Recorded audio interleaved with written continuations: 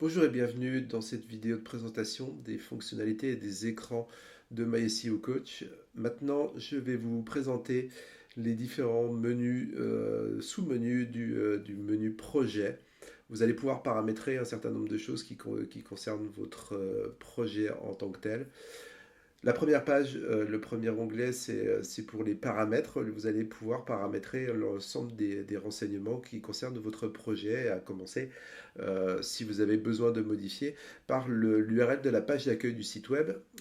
Ça peut être important si jamais vous utilisez ou pas de l'HTTPS, ou vous utilisez ou pas les 3W par exemple. On peut vérifier ça, mais il faut que ça soit en cohérence avec ce que vous avez décidé d'un point de vue de votre point de départ, donc de votre page d'accueil. Donc cette information-là peut servir dans le cadre des optimisations du projet. Vous allez pouvoir aussi choisir le type de site web que cela concerne. Cela va pouvoir vous sélectionner certaines suggestions ou pas en fonction de ce type de site web. Vous allez pouvoir de la même manière sélectionner l'activité de l'entreprise. On va pouvoir vous faire des suggestions plus ou moins avisées en fonction de cette activité qui est choisie. Ensuite, les différents réseaux sociaux vont nous permettre également de savoir s'ils sont créés, voilà, donc de vous suggérer de le faire ou de ne pas le faire.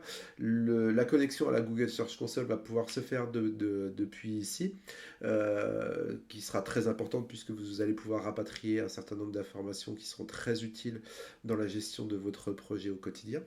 Vous allez pouvoir choisir aussi les éléments qui concernent le nommage de votre marque, qui vont pouvoir nous permettre de typer vos mots-clés. Si jamais ce genre d'éléments sont utilisés dans les mots-clés de recherche, eh bien on va pouvoir afficher le mot-clé, taguer le mot-clé comme étant un mot-clé de marque. Vous allez pouvoir faire la présentation de votre site également. Ça sera très utile si jamais vous invitez des rédacteurs à utiliser et à parler en votre nom, et bien pour qu'ils puissent avoir un brief finalement de qui vous êtes, de qu'est-ce que vous faites comme activité. Cet élément-là sera présenté aux rédacteurs dans la démarche de leur mission. Ensuite, vous avez un second onglet qui s'appelle Choix opti de page. En fait, l'ensemble des optimisations, des suggestions que l'on vous fait peuvent être désactivées par défaut. Ici, elles sont activées, mais vous pouvez choisir de les désactiver si jamais, d'un point de vue global, ça ne vous intéresse pas quand on vous suggère la compression du contenu, eh bien vous pouvez sélectionner non ici, ce qui va vous permettre de ne plus être embêté avec cette suggestion-là. Vous aurez exactement le même effet lorsque vous trouvez cette suggestion et que vous marquez cette suggestion comme à ne pas faire, à ne jamais faire. Donc lorsque vous marquez comme à ne jamais faire, non seulement la suggestion passera comme disparaîtra, sera masquée, mais en plus on ne vous embêtera plus avec, le paramètre sera passé à non ici. De la même manière, d'un point de vue plus global du site web, si jamais la suggestion faite ne vous intéresse pas, eh bien vous pouvez la désactiver parce que c'est une erreur, parce que vous jugez que ce n'est pas important ou que ce n'est pas suffisamment important en tout cas dans votre projet, vous pouvez choisir de le masquer pour le projet.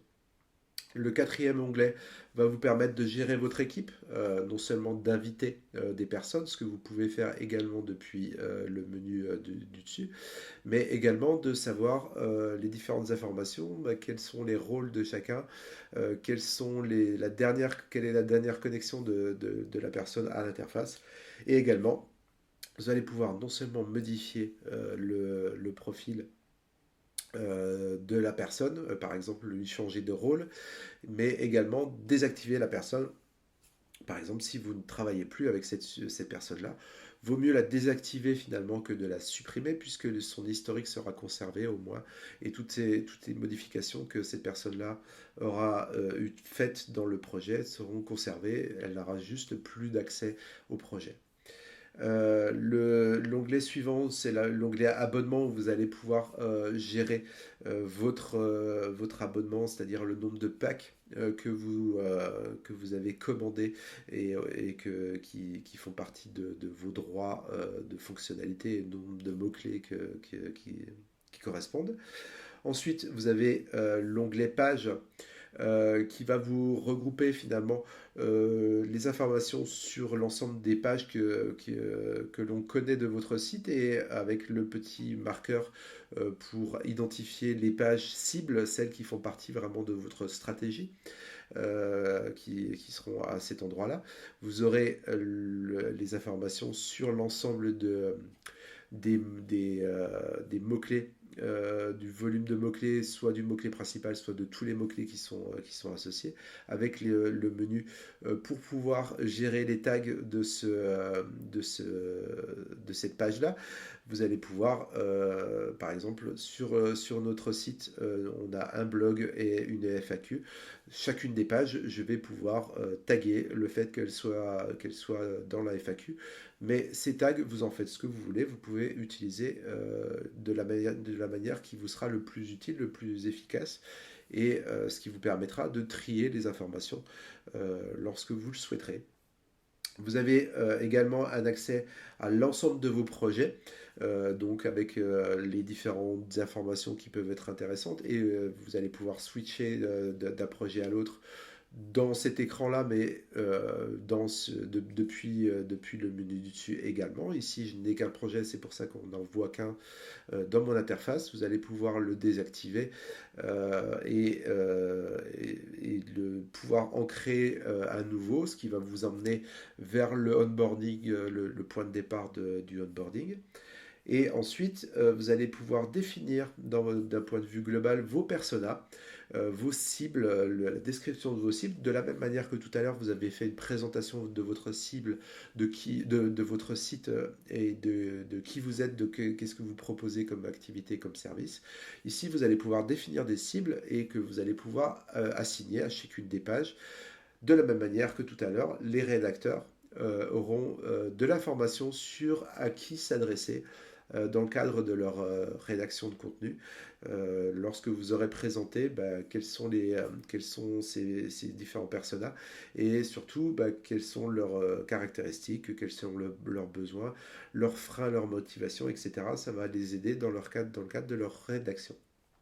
Et enfin, le dernier onglet sera le tag de mots-clés où vous allez pouvoir gérer les mots-clés qu'on a vus tout à l'heure. Vous allez pouvoir les assigner et ici les gérer, c'est-à-dire les supprimer et les modifier potentiellement si vous avez besoin de les modifier. Voilà, vous pouvez dans ce menu projet, gérer en fait l'ensemble des différents éléments, des différentes caractéristiques de votre projet et pour pouvoir travailler mieux et plus efficacement au quotidien. Je vous laisse découvrir le reste des écrans à travers ces vidéos et je vous dis à bientôt.